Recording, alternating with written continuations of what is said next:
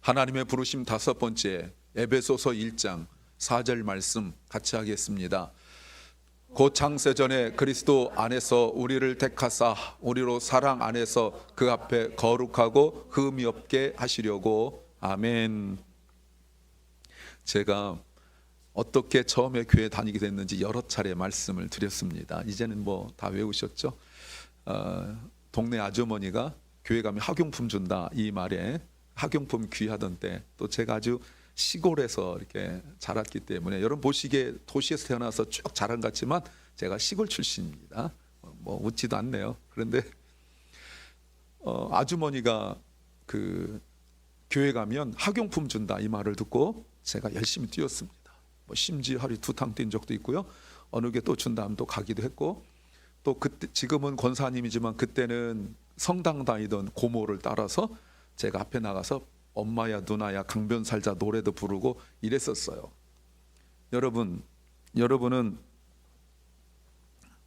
어떻게 하다가 교회를 다니게 되었습니까? 언제, 어떻게, 왜 교회를 다녔어요? 어떤 분은 아무 생각 없이 다닌 분도 있어요. 어떤 분은 교회를 언제, 어떻게, 왜 다녔는지를 생각하면 가슴 뛰는 분도 있습니다. 부모님이 교회 다니니까 태중에서부터 어쩔 수 없이 교회를 다닌 사람들도 있죠. 또 저처럼 어렸을 때 학용품 준다라는 말을 듣기도 하고, 또 어떤 아이들은 주로 남자아이들이겠지만 그 교회에 예쁜 여학생이 있다라고 하면 막 가기도 했습니다. 저도 전도할 때요 그렇게 했습니다. 하나님 역사가 있다 이런 소리 안 했어요. 잘 몰라가지고 애들 교회 다니자 할 때, 야 우리 교회 너 누구 알지? 그 시내에서 유명한 여자 있거든요. 우리 교회 다니잖아. 그래. 그래서 애들이 제가 전도왕 되고 막 이렇게 했었어요. 또 나중에 어떤 사람은, 예전에 제가 만난 청년은 결혼을 전제로 하여서 자매가 형제한테 너 교회 안 다니면 결혼 안 해 하니까 어쩔 수 없이 오기도 하고요. 또 자기는 교회 안 다녔는데 배우자가 교회 다니니까 다니기도 하고, 뭐 여러 가지 스토리들이 많이 있을 거예요. 어떤 사람은 사업을 목적으로 교회 다니는 사람도 있습니다. 사업을 목적으로. 또 어떤 사람들은 이민 와가지고 한국 음식 그리워서, 예전 얘기죠. 또 한국 사람 만나서 뭐 여러 가지 이유가 있을 것입니다. 어떤 사람은 너무너무 아팠다가 병원 가도 치료 안 받고 이러니까 다닌 분도 있고, 제가 한때 담임 목사님을 섬겼던 분의 어머니께서는 뭘 해도 안 되니까 너무 힘들고, 남편도 40대에 돌아가시고 막 이런 상황들 속에서 점치러 갔더니 그 점쟁이가 당신 교회 다녀야 된다 해가지고 이제 교회 다니고 뭐 이런 분도 계시고, 저희 선배 목사님은 사업 부도 내고 산으로 도망갔는데 갈 데가 없어서 간 곳이 하필이면 기도원이어가지고 기도원 가서 맨날 숨어서, 뭐 나가면 걸리니까 또 맨날 잠을 잘 수 없으니까 모이니까 앉아있다가 은혜 받아서 목사님 되기도 하고, 뭐 여러 가지 스토리들은 참 많습니다.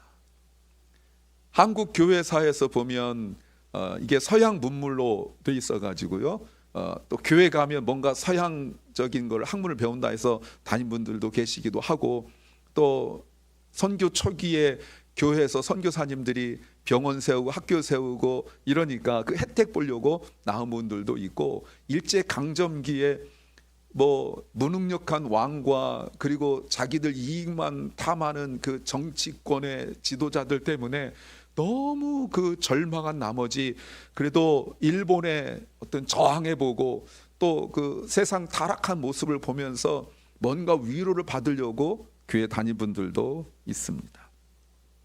예수님이 십자가 못 박히실 때는 심지어 죽기 직전에 한쪽에 있는 강도는 주님 앞에, 주님 낙원에 가실 때 저를 기억해 주세요 라고 말하니까, 여러분 그 순간 죽기 직전에 구원받은 사람들도 있습니다. 그런데 이유는 여러 가지인데 이들 중에 공통적인 것이 하나가 딱 있습니다. 뭘까요? 그게 오늘 4절이에요. 하나님이 세상 창조 전에 그리스도 안에서 우리를 택하셨습니다. 선택이라고 말할 수 있어요. 네, 여러 가지를 말할 수 있어요. 그러나 하나님의 부르심, 하나님의 선택이라고 말씀드릴 수 있어요. 이것도 이렇게 쭉 지켜보다가 하나님께서 고른 것이 아니라 이미 세상이 만들어지기도 전에, 여러분 우리가 세상 만들어지기 전에 어떻게 알겠어요? 지금도 어마어마한 과학으로 대단한 분들이 기껏 생각한다는 것이 어느 순간 어디선가 빅뱅이 일어나 가지고 그래서 세상이 만들어졌다, 우연히 만들어졌다, 이 정도밖에 말할 수 없는 창세 이전에 이미 하나님은 우리를 선택하신 것입니다. 다만 과정 속에서 저처럼 학용품에 눈이 먼다든지, 아니면 내 친구처럼 예쁜 여학생 때문에 눈이 먼다든지, 아니면 결혼 때문이라든지 병 들었다든지 여러 가지가 이유가 됐지만 하나님께서 하나님의 때에 우리를 예배의 자리로 부르신 줄로 믿습니다. 사랑하는 여러분, 근데 하나님께서 우리를 부르셨을 때 그냥 부르신 것이 아니고요, 하나님의 선하신, 하나님의 분명한 의도와 목적이 있어요. 이게 뭐냐면 단 한 가지예요.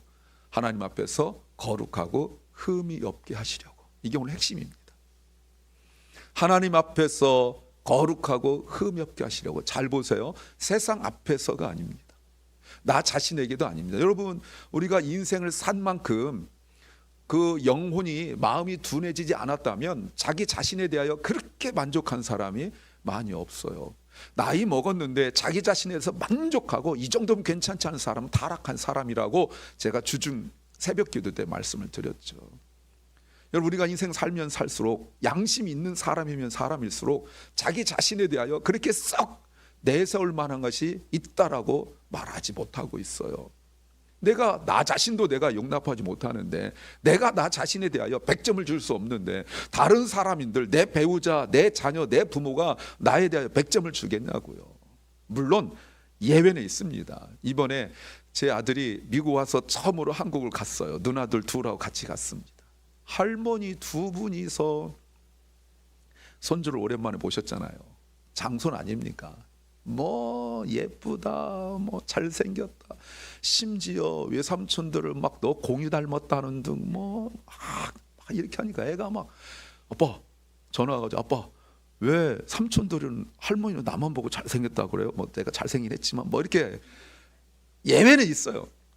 일방적으로 잘생겼다, 예외는 있습니다. 예외는 있는데 보통 우리가 우리 자신에 대해 이렇게 말하지 못합니다. 근데 하나님께서 우리를 세상이 창조되기도 전에 거룩하고 흠이 없게 하시려고 부르셨대요. 분명한 의도와 목적이 있어요. 그럼 우리가 한번 이제 신앙생활 오래 하시는 여러분, 우리가 살아가면서 겪게 되는 그 많은 일들이, 물론 전적으로 하나님의 사랑으로, 오늘 본문에서도 사랑으로 말미암아 전적인 하나님의 은혜이지만, 그것이 우리에게 명확하게 이거는 너를 거룩하고 흠이 없게 만들려는 나의 뜻이다라고 말씀하지 않는다면, 내가 겪게 되는 수많은 사건, 사고, 마음 아픔, 슬픔, 외로움, 절망, 이런 과정들을 통하여서 나로 하여금 하나님께서 곁길로 딴 길로 가지 않게 하시려는 하나님의 사랑인 줄로 믿습니다. 이걸 깨달아야 돼요. 이걸 깨달아야 돼요. 이걸 못 깨달으면 우리가 계속 내가 뭔가 내가 원하는 걸 갖게 되면 만족하고, 내가 갖지 못하면 힘들어하고 하는 것이 내가 기준이 되기 때문에 그래요. 다시 한번요, 다른 거 아닙니다. 거룩하고 흠이 없게 하시려고 말이죠. 이걸 우리가 이성과 지식으로 알게 되는 말이에요. 하나님의 사랑이 뭘까요? 예수 그리스도의 십자가의 죽으심을 거친 그리스도의 부활이라고 말할 수가 있어요. 복음이죠. 그러니까 하나님의 사랑이란 것은 복음이에요. 그러니까 하나님의 부르심은 하나님의 사랑을 전제로 하고 있는 것이고, 이 하나님의 사랑은 그저 내가 너를 사랑해, I love you 뭐 이렇게 말하는 것이 아니라, 하나님은 구체적으로 확실하게 사건을 우리에게 보여주셨는데, 그 사건이 무엇이냐면 예수 그리스도의 십자가의 죽으심과 그리고 부활을 통하여 드러냈다라고 말할 수 있어요. 그러면 한번 질문하죠. 이런 질문이에요. 거룩하고 흠이 없는 것이 도대체 무엇이기에 하나님의 사랑으로 예수 그리스도의 십자가의 죽으심과 부활로만 가능하냐, 이 말입니다. 우리 기독교를 두 가지로 줄여봐라, 두 단어로 줄여봐라 그러면 하나님의 사랑과 예수 그리스도의 십자가 죽으심과 부활이 있잖아요. 그러니까 하나님께서 우리를 선택하실 때 목적이 거룩하고 흠이 없는 건데, 그 거룩하고 흠이 없는 것을 하나님께서 전능하신 분이고 말씀으로 이 우주를 만드신 분이고 하나님의 생각과 계획과 그 섭리로 뭐든지 할 수 있는 전지전능하신 분이 두 가지, 하나님의 사랑과 예수 그리스도의 십자가 죽으심과 부활로만 가능하도록 우리를 향하신 거룩하고 흠이 없는 것을 말씀하시냐 그 말입니다. 이 하나님의 사랑과 예수 그리스도의 십자가 죽으심과 부활에다가 뭘 더 할 수는 있지만 둘 중에 하나도 뺄 수가 없어요. 이게 기독교예요. 근데 이 두 가지가 다 포함되고, 둘 중에 하나만이 아니라 두 가지가 다 포함되어야 가능한 거룩하고 흠이 없는 거냐 이 말입니다. 왜요? 도대체 왜요? 무엇 때문에요? 이게 우리에게 오늘 매우 중요한 거예요. 이거 해결해 나가야 돼요. 도대체 거룩하고 흠이 없는 게 뭐냐? 우선 우리가 생각할 수 있는 것이 레위기입니다.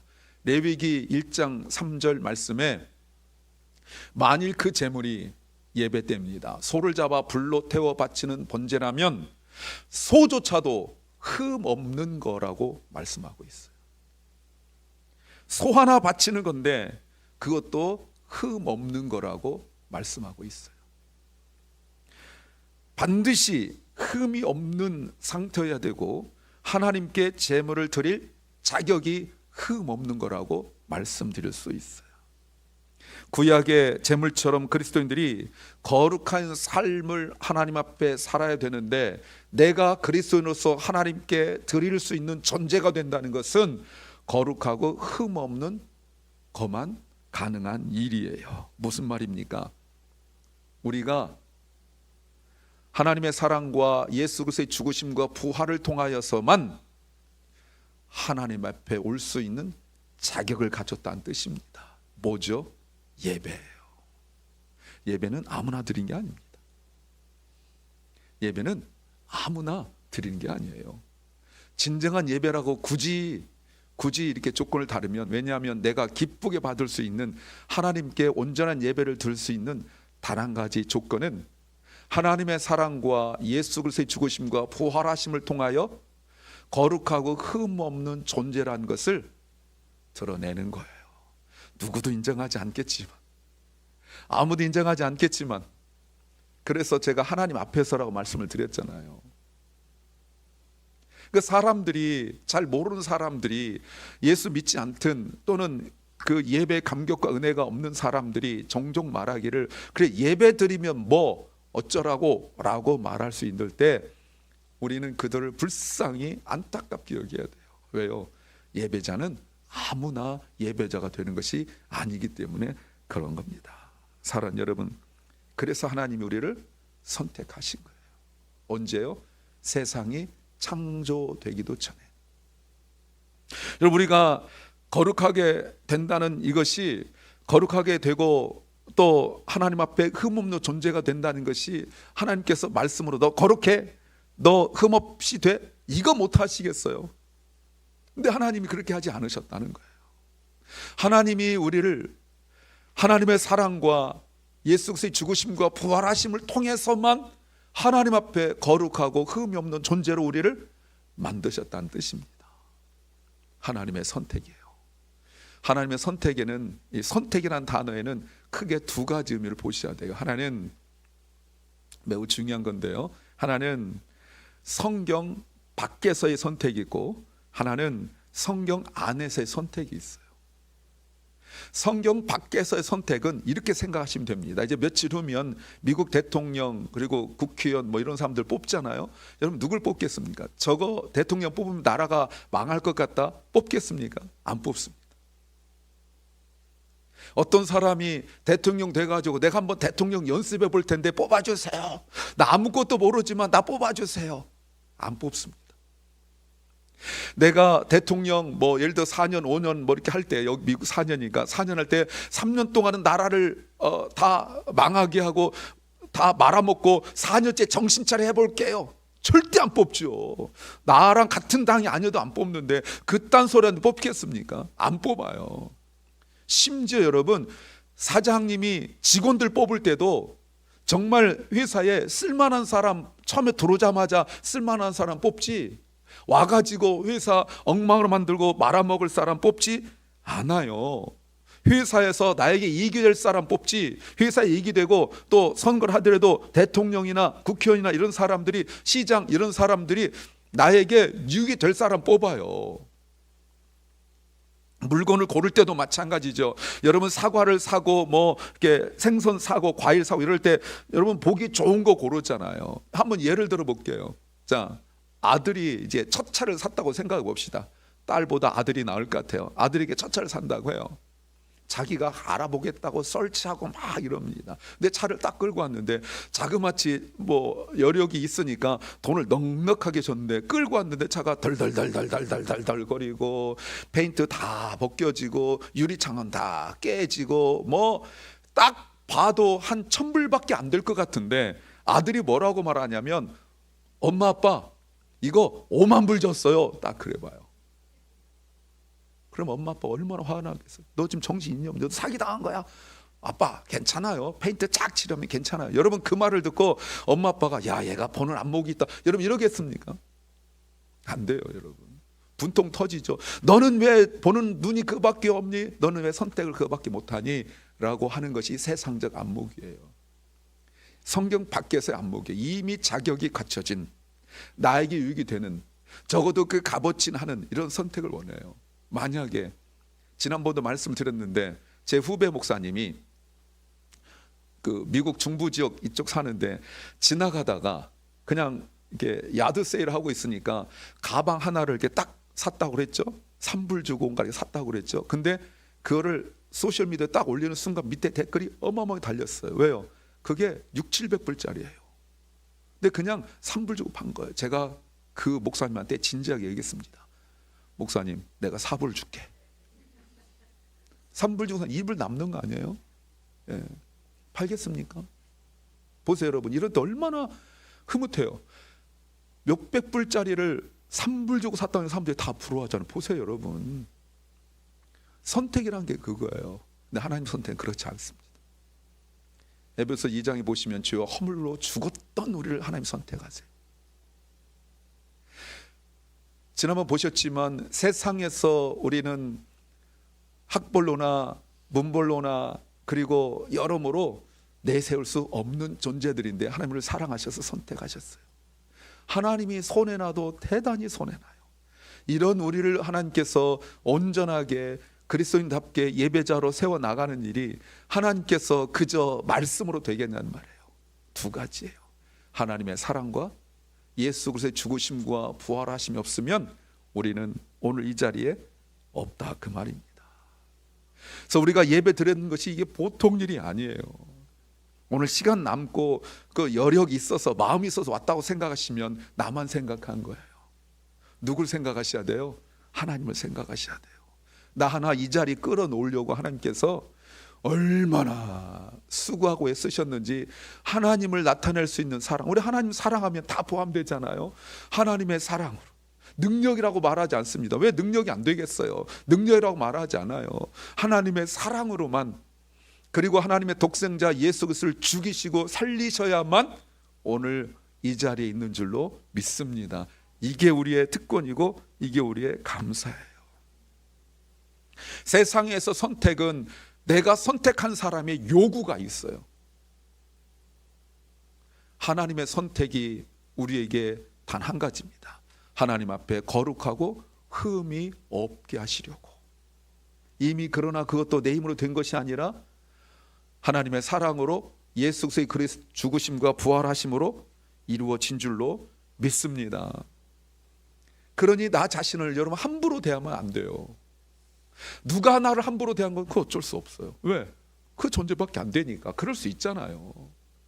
내가 인격이 못났다든지 능력이 없다든지 아니면 장애를 입었다든지 부모가 없다든지 돈이 없다든지 좋은 학교를 못 나왔다든지 축구를 못한다든지 뭐 그럴 수 있어요. 여러분 지금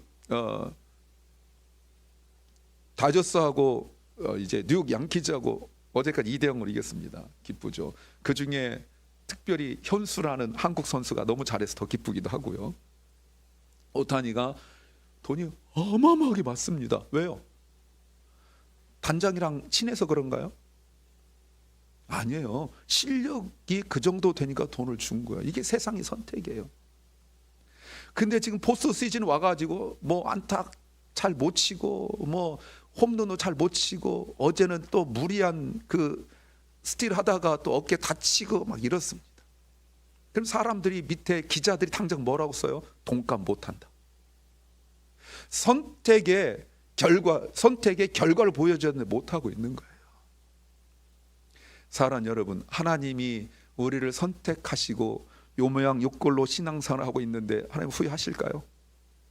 하나님의 선택에는 후회함이 없다는 게 지금 전체 주제 아닙니까? 그래서 하나님 후회하신 분이 아니기 때문에 하나님께서 사랑하는 독생자 예수 그리스도를 통해 우리를 구원하시고 그리고 이 자리에 불러놓고 하나님은 우리를 훈련시켜 나가는 거예요. 그래서 아까 제가 말씀드린 것처럼 고난이 있고 슬픔이 있고 외로움이 있고 때로는 아프기도 하고 절망하기도 하고 낙심하기도 하고 또 잘난 척하고 또 행동하기도 하지만 하나님께서 그때그때 사람을 통하여 또 상황을 통하여 역사하셔서 우리를 하나님께서 만들어 가신 줄로 믿습니다. 여러분 이걸 뭐라고 말해요? 이렇게 말할 수 있어요. 하나님과 친밀합니다. 그러니까 하나님의 사랑과 하나님의 선택과 하나님과 친밀함은 같은 내용이에요. 그래서 하나님은 자꾸 우리를 친하게 지내려고 그러시거든요. 그래서 자꾸 불러요. 예배 자리로 자꾸 불러요. 그런데 나는 바빠요. 힘들어요. 또 여러 가지 스케줄이 있어요. 자꾸 나가요. 그러니까 하나님께서 내버려 두실 것 같죠. 내버려 두면 선택이 아니고 사랑이 아니에요. 하나님께서 우리를 부르셔가지고 거룩하고 흠이 없게 만들었다는 것은 하나님과 친밀한 의미예요.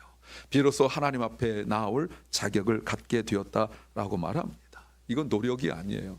하나님의 전적인 주권과 사랑으로 가능한 일입니다. 그런데 문제는 뭐냐면 이런 하나님의 부르심에 대한 우리의 생각이 많이 없어요. 그러니까 내가 내 인생의 주인 줄 알고 내가 내 시간의 주인 줄 알고 내가 내 생각의 주인 줄 알고 자꾸 내 상황에 맞춰서 움직여 나가요. 그러니 우리 하는 모든 일들 속에 하나님의 전적인 주권과 하나님의 사랑과 하나님의 보호하심과 인도하심이 있는 건데 그걸 못 깨닫게 되니까 자꾸 나 중심으로 움직여 나간다 그 말입니다.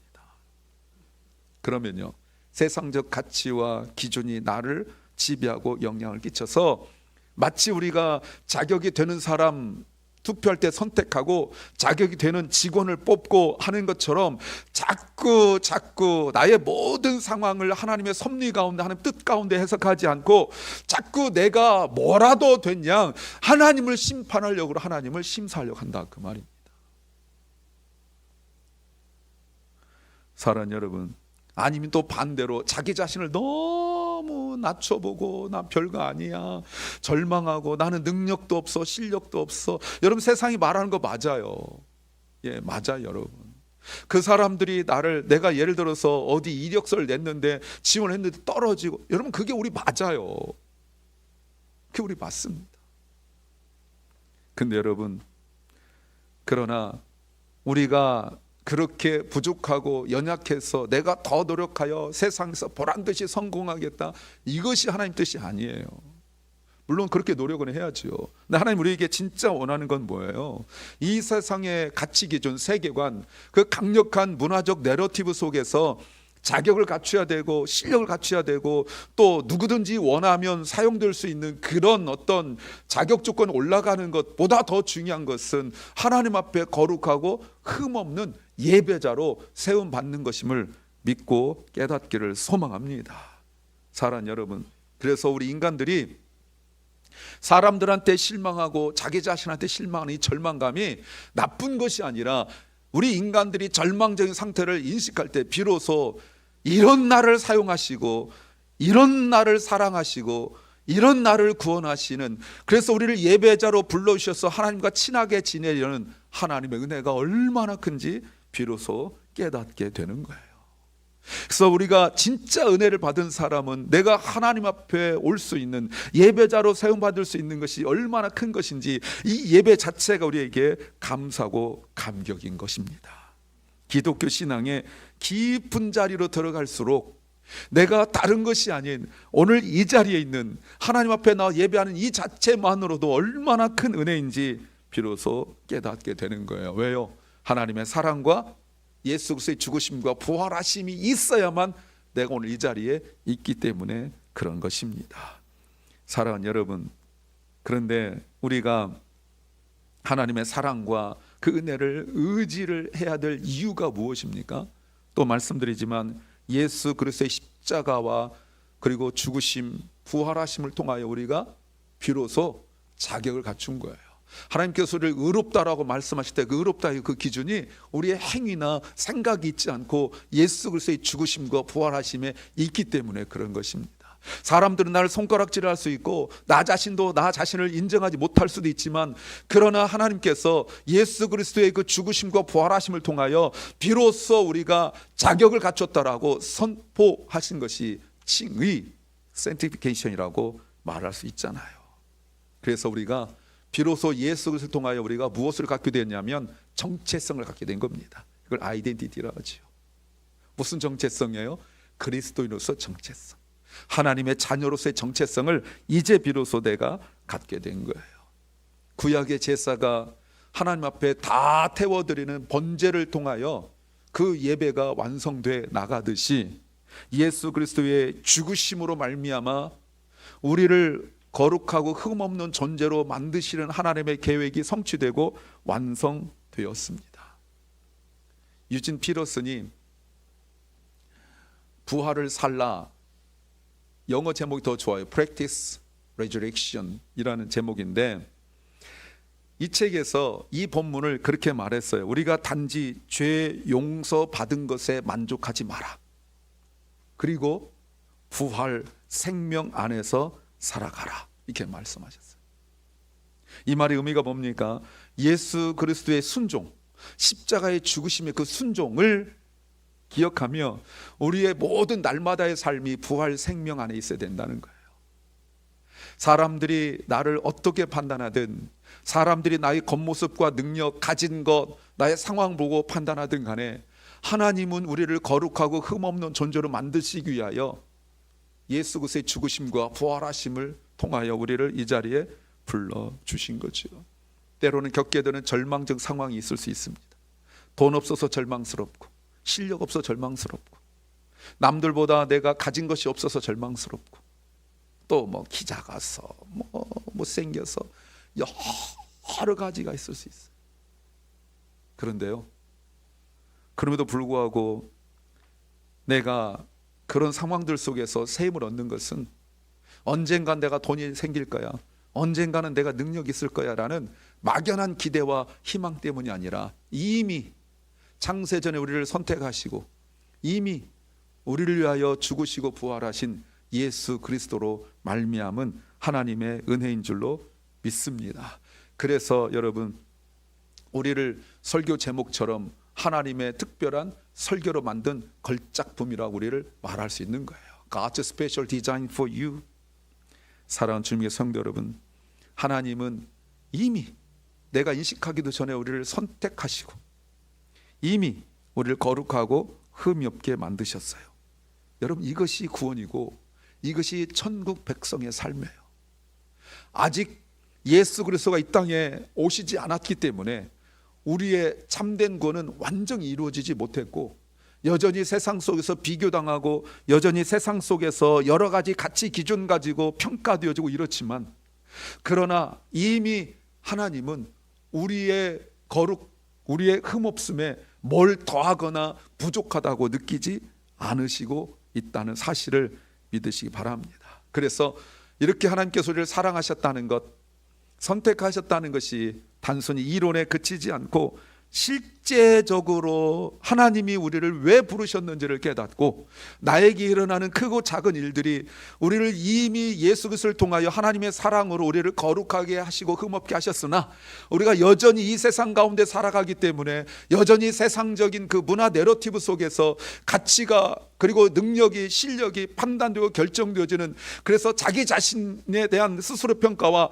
남들의 평가에 무너지고 때로는 교만한 우리를 하나님께서 다듬어 가시기 위하여 허락하신 많은 사건과 그리고 많은 일들을 통하여 더욱 주님 앞에 나올 수 있는 은혜를 누리시기를 주의 이름으로 축원합니다. 그래서 우리가 그냥 나온 것이 그냥 나온 게 아니에요. 다시 한번 말씀드리면 이미 세상이 창조되기도 전부터 하나님의 계획이 있었고, 또 이 과정을 통하여 우리를 예배자로 하나님께서 불러주신 은혜를 잊지 마시기를 소망합니다.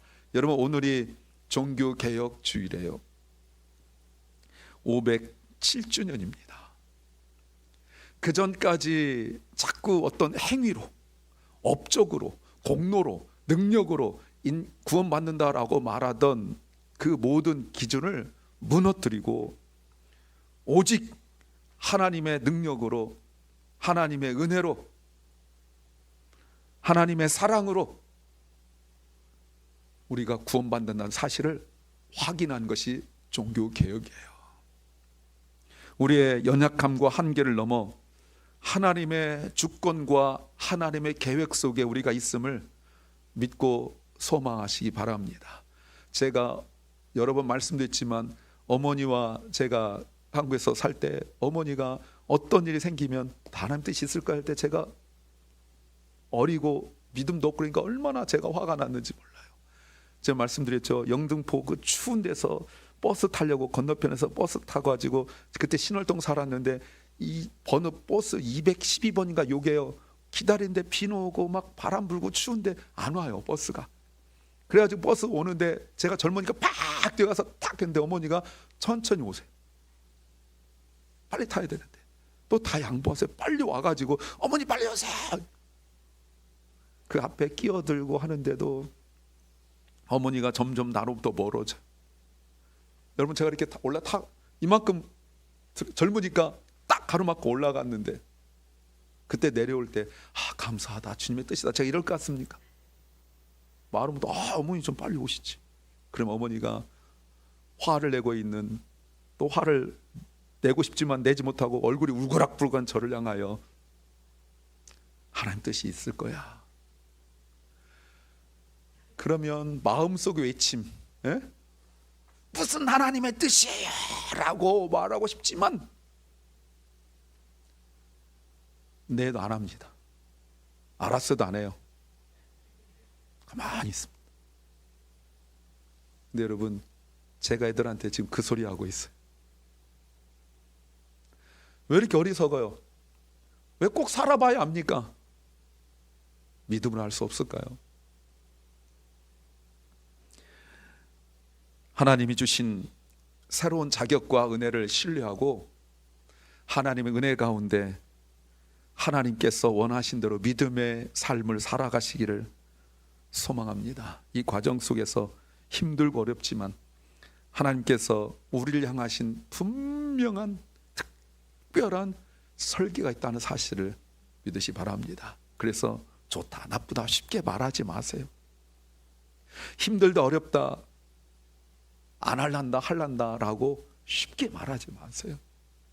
사실은 내가 되게 좋은 건데 하나님 뜻에 어긋난 것일 수 있고, 내가 되게 싫은데 하나님의 뜻일 수도 있잖아요.